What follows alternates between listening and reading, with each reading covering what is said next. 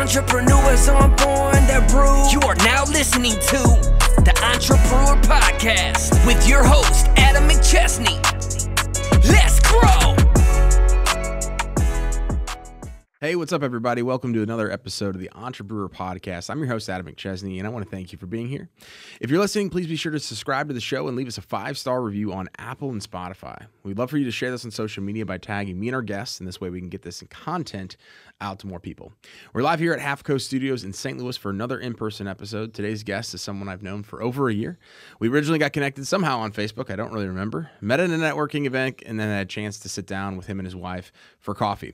I've been able to work hand in hand with him and his team for his services, which he'll go into. He's also had us do their website, and he's been able to accomplish so much in this last year. And it's truly incredible to watch the growth for him in all areas of his life, not just business, as well as what he's doing with his companies. My guest today is Tannon Sweet. He is the co-owner and COO of Samson Studios. Tannon, welcome to the show.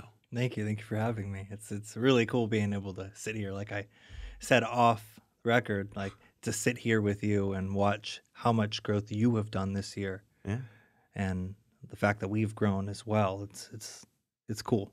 It's amazing, man. And when you surround yourself with the right people, good things happen, and you do the work. It's really cool feeling knowing it's like, hey, I'm not just watching someone else grow. Yeah. I'm growing with that individual. I'm watching their content. I'm learning from their content. I'm learning from what they're doing. And I'm growing as well. So feeling like you can be in the room with someone and you're both winning, it's such a remarkable, like, underdog feeling. Yeah. Oh, no, it definitely is. And I'm excited to dig into your story. Obviously, I know a lot about it, but I think the audience is going to really resonate with just what you've had to overcome to get to this point. So tell us a little bit about yourself, kind of where things started, kind of where you're at today, and all those good things in between. So I'm from Florida originally, was adopted, and I left home when I was a teenager. I was 13, 14 when I left home to find my biological mom in Ohio, and didn't end up bonding with her. And I spent my youth homeless, but traveling the world. So it's like, hey, everyone was like, hey, it's really cool that you're doing this. And it looked like such a flex, but I was just living my life, going different places. After Ohio, I lived in Maine for a bit, went back down to Ohio, jumped around, made it out to Colorado, really kind of hit everywhere in between. My life I was pretending to be an Australian. Okay. And I did that as like a defense because I came from a really crazy situation in Florida, and I tried talking to adults about it, and they're like, oh, well, we know the person that you're talking about. There's no way that they did that, like my adopted father. And I was like, okay, well, I can't run from it. And then they started making Facebook posts and weird posts like, oh, well, if you ever run into him, he's lying about this. So I went by an alias, and I went by an Australian accent. I ran into some Australians on my way from Florida up to Ohio, and I hitchhiked, and they were the nicest people. They all worked at this McDonald's in Brandon, Georgia. Okay. And they're like, hey, like I just went in there for a burger. And they're like, they're all college students. They're like, hey, you can come live with us for a bit until you can figure it out. We get what you're going through. And I lived with them for almost a year, and they're like, hey, you need to talk like us. Just pretend you're one of us and have us on Facebook. Everybody you'll be backed. You'll be good. Yeah. And it was such a cool thing. So then I hit a fat gig scene. And I got it down. Like, the only person who ever really called me on it was Sierra. Okay. And I did it for the next 6 to 7 years with a clear conscience. Wow. Because I knew I wasn't trying to hurt anyone. Yeah. I was eat, sleep, drinking this fake accent. Everything I did it was a fake story. I didn't know how to open up about who I was, and I didn't think anybody would be interested. Because on my way from Florida up to Georgia, I tried getting help from various people, and they told me to go back home, that I was entitled, that I just left home. I was some spoiled little kid, and I needed to go back home to mommy and daddy. And that was heartbreaking. So I'm like, okay, I tried connecting with individuals and talking about my story and getting help. And they were just like, well, go back home. So there wasn't really much of an option there. So I fake Australianed it, and it kept me alive. I would do it to have a place to stay for a night because everyone wanted to be friends with the Australian guy, especially if you made a joke like an Australian joke. I'm not really Australian. I'm not going to be offended. Yeah. And I just laughed with you. And they're like, oh, hey, we're friends. Wow, he didn't get offended. Yeah. So I did that. And it didn't really catch up to me like consciously until I was in Choctaw, Oklahoma. I'll show you after. I got bit by a rattlesnake. And it was Durant, Oklahoma. I was working as a carny, literally just selling those rides that you can't, selling those games you can't win. Yeah, yeah. And I got bit by a rattlesnake. And it was absolutely insane. I didn't know what I was going to do from that point. I thought I was going to die. The people that I was with carnies, like the friends, they dipped because they had to call an ambulance. They had warrants. So this guy ends up taking me to the hospital. And he sits with me because he hears my accent going in and out the entire time. He's like, I know that's not your real voice. I want you to come back with me. So after I got out of the hospital, I sat with him and stayed with him for about a month on Choctaw territory. And I ended up doing plant medicine, ayahuasca, and I did it for 6 days. In the morning, I would do it. I was blindfolded, and it was like you were somewhere else. Sure. And then I'm not sure if you've ever experienced anything like it. I haven't, no. So at first, it's just like a trip. But the second time you do it, it starts getting a little scary. And then the third time you do it, you like everything that you've subconsciously done that you like if you have a guilt about, it comes forward. It comes forward to the like front. And I faced it. And they're like, you're going to die a fake Australian. And no one's going to know who you are. They're not even going to be able to ID you. And they're not going to be able to tell anyone that you're gone. And anyone that they might be able to get notified, they're going to be like, well, that sucks. What do we do? And then move on. And at that point, I was about 180 pounds. I was on amphetamines, just living my life, partying. I started gaining weight like crazy. I started letting myself go. I got rid of the carny life and started living in other places and building relationships, but still moving. And every time I would do it from that point on, it would hurt me. Like it was like a part of me was lost at that place because I was trying to find who I was. And I'd get so close to telling people who I was authentically. And I just couldn't. I couldn't bear that fear of disappointment. Or even, what if they didn't like me? What if they didn't accept my story? I spent so long running away from people when I actually was innocent of something. I started lying. And then that became my identity. The fake hobbies that I had as an Australian, that wasn't my real hobbies. I had no hobbies. I had no interests other than just surviving, pretending to be this person who could surf, who could tattoo, who could do all of these crazy things. And I'm sure a lot of people saw through it, But I hurt people by lying. And I did it. I was in Tennessee. I was working at an elephant sanctuary in Hohenwald. And right after that, I made some really good friends. And I'm still friends with some of them. I've opened up about it. And they're like, we knew it. We knew it somehow. We didn't know how to prove it, but we knew it. Yeah.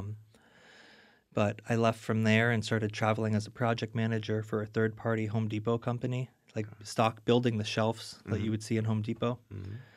And then I was Australian on the road, just traveling. Did that all the way up until Missouri. My buddy was dating this girl who was batshit crazy, for lack of a better term. Excuse my language. She was crazy, and he was married. I didn't know he was married, and he's like my project manager on these jobs. She messages me like, hey, did you know he was married? I had no clue. So we end up talking. We end up reconnecting, and she's like, hey, I know you're up in Chicago right now, but why don't you come live with me in Missouri? And we'll see what happens. I got a cool basement area. I sublease, and I'm like, you know what? I need a break. Maybe I can open up to this person. So she didn't have a cool basement. She had a room in a basement, and she had picked up a cat a few days beforehand, and there was a lazy boy in the middle of the room. The room smelled like cat pee. I'm like, well, I made my bed, and now I have to lie in it. This is bad. The landlord didn't know I was there, and the landlord's wife didn't know I was there. She snuck me in, even though she said that said it was okay. And I found out that my girlfriend then, she was sleeping with the landlord. And me and the landlord's wife found out. But we ended up bonding and connecting because the landlord, he wanted her, the wife, to be cool with me being there so he could keep doing what he was doing with this woman. But me and her ended up connecting and, calling them on their stuff. Yeah. And then we started having crazy feelings for each other. And then she knew I wasn't Australian. So she would call me on it every now and then, and I would ignore it. And she ended up getting a divorce because she proved everything was going on. And I left. And I moved to Alaska. And I lived in Anchorage, Alaska for about from the dead winter to the middle of summer. Came back in June of 2019 because I missed her. And I did DMT out in Alaska. And I remembered being on Choctaw and knowing that Choctaw was my love. And that was Sierra. So she's Choctaw, Native American. And it's a definite God connect I ignored for a long time. But I ended up coming back in 2019. So from that point, I worked at a gym, worked at Walmart, bounced around from job to job because I'm still facing this. I have to become a person, not a fake Australian. And I had to tell her everything. So I'm trying to figure out who I am, and all these jobs suck. I don't know what I'm supposed to do. But she ends up getting me a camera for Father's Day in 2019. No, 2020, she got me a camera for Father's Day. And I started taking photos, doing family photos, learning from it. And I'm like, I want to go to school. I want to learn film. But I didn't graduate college. I had warrants out because I was driving without a license everywhere. And I wasn't ready to go. So I ended up having to fix all of that just to contact the school that I wanted to go to, named Full Sail University. And I'm like, hey, this is who I am. This is what I want to do. How do I get a scholarship? I'm a Caucasian, heterosexual, able-bodied man. There were not a lot of scholarships. Where we lived at in Troy, it wasn't a povertous area. So there weren't many scholarships they could throw at me. So this was still going to cost $150,000, like minimum, for me to go to this school to learn from, like, the best. So I'm like, damn, I did all of these things just to, like, hit this roadblock. So I Google Full Sail University president. Find his name. His name's Gary Jones. Gary Jones, contact info. And there's a website called Rocket Reach. I'm not plugging them at all, but it's absolutely a gem of a website. I got a free trial, and I typed in his name, and his contact information popped up. And I'm like, you know what? I'll try texting it. And it popped up blue, so I knew it was an iPhone. So I laid it out. I'm like, hey, this is who I am. This is what I want to do. I'm sorry for reaching out to you at 11 o'clock at night. It's 12 o'clock in Florida if you do live there. This is what I want to do. This is what's stopping me. How can I do this? And then I sent him some of my work, and he got back to me the next day. He's like, I don't know how you got my number. This blows me away. No one's ever messaged me. I am blown away that you have this much commitment to this, that you messaged me. And the worst thing I said, I'm like, the worst thing you can tell me is no. Yeah. So I ended up talking to him on the phone. He said, give me about a month to see what I can figure out. And a month and a half goes by. We're sitting outside. I had, like, you know what? I guess I'll just try to find a St. Louis film school. There was one, and there was Webster University. And I get a call from the school. They're like, hey, we need to figure out your enrollment stuff. And I'm like, well, how much is it going to cost me? They're like, oh, he signed off on a full scholarship. So I got to go and experience film school. And I even went to the school in person, met the president. It was insane. Like, this school teaches you the best of the best. And the people who leave this school, they work for Marvel. They work for Disney. They work for all the movie places that we see. And at the time, I just wanted to be a videographer. And then I start moving out of that role as soon as of this year. I started realizing I wanted to be a producer. I was really good at connecting with people because I spent my whole life doing it and learning from different cultures, different places. I knew what to expect. So I started embracing that role, and bam, we landed a $20,000 deal. like just a initial startup investment for a documentary that we're doing. And I'm like, wow. So then I start connecting with a local film union here in the St. Louis area. Mm-hmm. And I meet these crazy dudes like Hezekiah. You don't know who these people are, but they're big people in our film industry out in St. Louis, which is kind of like anonymous, you know? Not a lot of people know about it. It's kind of slept on.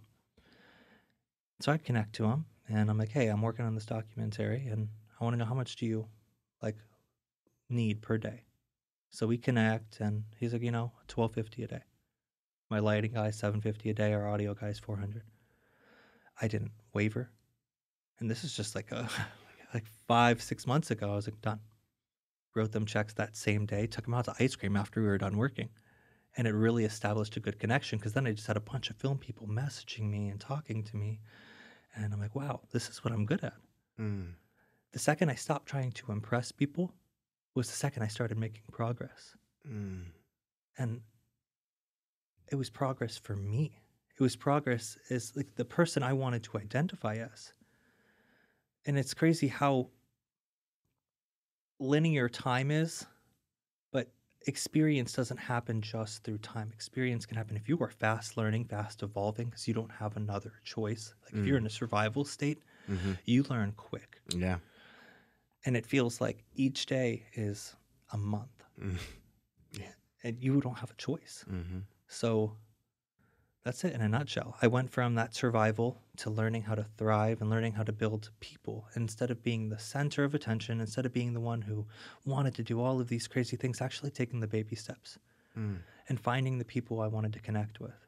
And that's what my mission is now, is just bringing faith to the forefront of the film industry right here in the Midwest. And we recently changed our company name from Starseed to Samson Studios. And I mean, you know that story. So Yeah. that should speak in itself. Dude, that's an incredible story. So I thought I knew some of your story. I didn't know like much more than like 10% of that. So that's a lot of things, like a lot of questions are just like coming through my head and all those different things. So like, where did you like, obviously like it starts from like you wanting to like get away from home. Starts to you just like, hey, I just want to get out of here. I don't know what's going to happen, but like, I know I don't want to be here. What are some lessons that like you've obviously learned? Cause like what I'm trying to figure out as well as like a husband and as a father, an entrepreneur myself, is like, sometimes I think we strive for what do we want, right? But we're so fixated on like, what do we want? Sometimes we just need to figure out what we don't want. And I'm sure you like learned stuff from that experience and like going away and like what your situation was there that you're like, when I'm a father, when I'm a husband, I don't want that. What are like some of those things that you're like, man, I just like, I didn't want to be this person because of what I learned? Well, I didn't want to be fake anymore. And I didn't even, like, I wasn't being inauthentic 6 months ago when I was sitting down and connecting with, individuals like you, but I was still in a survival state. Sure. And it was really hard knowing how to pull myself out of that. And it took a really long time, and it took a lot of patience from my wife. I didn't want my kids. I wanted to have authentic relationships with individuals. And I felt like if I couldn't be authentic with myself, I wasn't giving my partner the most authentic me. I wasn't giving my children the most authentic me. And I was afraid I wouldn't leave anything behind, even noteworthy. Even if I was just your average individual working a 9 to 5, I wasn't going to leave anything noteworthy other than, well, he lied most of his life. Sure. So it's like legacy, obviously driven. Like I want to have, I want to leave something behind, but I want to leave something behind more than just like tangible things. Powerful. I know, obviously the transition that I've even just seen you make like over this last year, right? I think like a lot of it, of course, is like personal growth, of course, based on your story, but like, how have you viewed business differently over this past year from like when you and I first met? Because I think that's probably like one of the biggest changes that I've seen is just like your ability to adapt and see things differently. I learned that people are actual individuals. They're not assets. They are actual people with feelings. And I was so busy hoping that, one connection would boost me. You know, just knowing the right person, sitting down and explaining my story, saying, hey, I deserve this because I've been through all of this, and having a sense of entitlement despite having nothing. Sure. I was trying to use people as assets, and I was trying to walk big into the rooms. Like when, even earlier this year, I think in May or March, maybe April, I walked into Apex with that asset mentality, and I was just trying to make money, and I wasn't trying to be greedy. I was just trying to provide for my family. That's all I wanted to do. It's like we were on food stamps. We were having, there's something called NECAC out here, and it's like they help you with all of your bills. Like we were behind on rent like 16 months. And our landlord, he was, you know, he wasn't very involved because he had a bunch of properties, but he even came out and said, hey, what can we do to get you back on track? People were talking to that version of me, and yeah, I have a great camera, you know, and I'm walking into these rooms with millionaires, and people think that maybe, you know, they don't think anything of that. Sure. And it's not their responsibility to think anything of that, because I wasn't portraying a person like that, but I was still portraying someone who was inauthentic. Sure. And being inauthentic, instead of saying, hey, I'm trying to figure all of this out, I need help. But I don't know how to ask for help, and I don't know what help I need. When you're at that point, you don't feel confident telling anyone that, let alone telling you that. And I've known you for a while. Sure. Yeah. So I had to learn all of these things. And learning that relationships matter and giving matters. Giving more than I receive matters. And just walking, I guess, we had an experience last year where me and Sierra were on the verge. I wrote about it in a post recently. And we were in St. Louis on the hill, and Sierra and the kids were almost kidnapped. They were almost trafficked. And that was last year. We didn't have God in our life. And that was November. We're still processing that. But it brought me to God. And I needed to go to church. I needed to figure something out because I almost lost the one thing. I didn't realize how important it was to me until that moment. I knew it was important to me, but I thought that if something had happened, if she wanted to break up with me, you know, I'd be fine. I'd just get back on my grind and figure things out. But realizing, like, I almost lost the people I was closest to. I spent the last half decade growing with and just loving and raising these young boys. It killed me. And I had to completely reroute what Starseed was and what I stood for in the business perspective.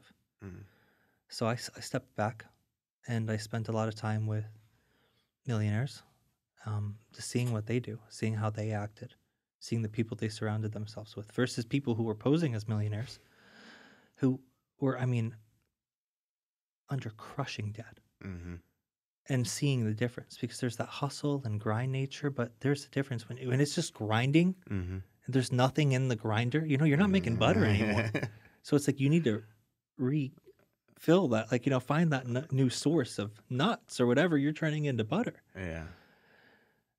And it was stepping away from the people who I thought I wanted to be like, and embodying, just trying to be like God. Or Jesus, sorry, not God, but trying to walk like Jesus and forgive like Jesus, love my enemies. And find out what that truly meant, not egoically, but what it truly meant to just forgive and like to forgive myself, because I didn't realize how much I hated myself until I started finding God. Yeah, that's an incredible story. It taught me a lot about business. Yeah. Well, no, I think it all obviously like plays in together because like, as you mentioned, like on the outside looking in, anybody can front whatever story they want, whether it's the Australian accent or it's the millionaire, you know, business. When you're right, a lot of these people are not making any money. They're in massive debt. They're doing all the things that like society portrays as being successful as an entrepreneur. And that's one thing I've had to learn like too as well, is like you can have all the freaking crap in the world. You can have the business, you can have the money, you can have the lifestyle. But if you don't have like the foundation, if you don't have the family, if you don't have the support, if you don't have, you know, your faith, it really sucks. Because you feel, whether or not people know it, you're the one that knows it. And you're the one that has to put your head at the pillow at night and be like, man, I am living an inauthentic version of who I am. And it sucks. I think it's a blessing to even be able to be cognitive of that. Of course. If you can be cognitive that you're living actively in the wrong state of mind, that a magic pill isn't going to just make you a multi-billionaire, but it takes grinding down and figuring it out. Even if you're in like a lot of debt, not being like, hey, it's going to change one day and it's all going to be different. It's like it takes one day, it takes one deal to make that difference. No, it doesn't. Yeah. It takes years, and just like recalibrating who you are, what you want to do. Because if we're not embodying who we really want to be, doesn't really matter. Yeah, I sold one deal earlier this year for $950 a month. We talked about this, and I was doing it for the money, to provide a base for my family, because we were not in a good place. A moldy apartment. It was like 600 square feet for 4 of us, plus a cat. It was not a good place for us. And doing it out of survival got me nowhere. But doing it like, hey, I want to help bring people's visions to life. I want to be the person people go to when it comes to cinematic stuff. I don't want to do funny content. I don't want to do like talking head content. I'll have a team for that. That's fantastic, so I can still bring those kinds of things. But my focus, I want to tell stories and find out who has stories to tell. Yeah. So now it's about me building a program that I can make residual income, which me and Sierra are figuring out. So I can take all of that like money that we come in, and I can start building onto telling other people's stories and not relying on them for money. Sure. Not like, hey, if you want me to tell your story, it's going to be 30 grand. Yeah. It's like, no, hey, I have money and I want to tell your story because it's incredible. You might not be a billionaire yet, but you're someone who's out here making a difference, and you're embodying who you say you are. That's what I want to do. Yeah, that's exciting.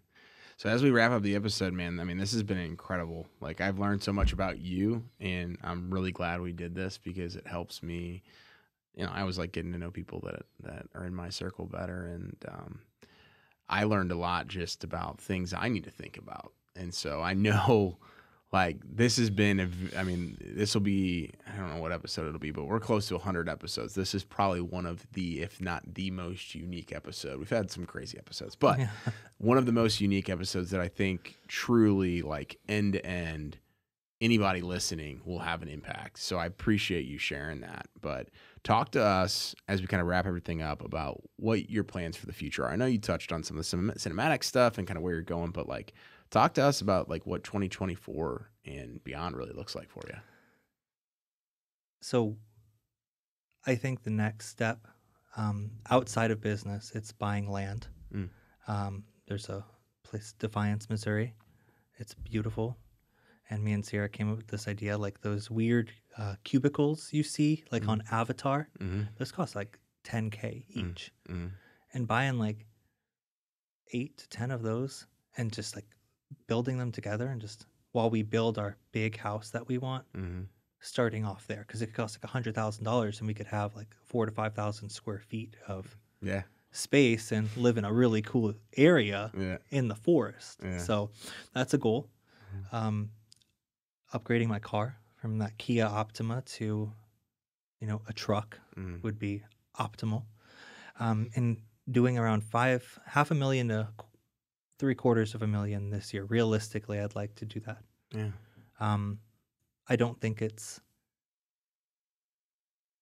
gonna be too difficult, just because our first year we did 5,000 the whole year in our business, and our second year we did 30,000. And this year we're wrapping out over 100,000. So I'm figuring out what I need to do and figuring out what I want. So next is finding a Samson Studios space. I'm not sure if I ever told you, you know the Millennium Hotel? Yeah. So I wanted to make Starseed Studios there.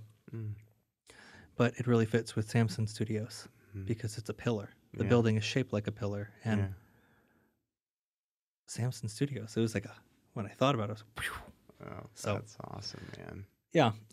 Just growing again and building more relationships, connections. I'm working on a documentary now called $1 Million Bar Game, which is insane. There's this game that it's an arcade golf game that people have been playing for the last 30, 40 years, 35 years.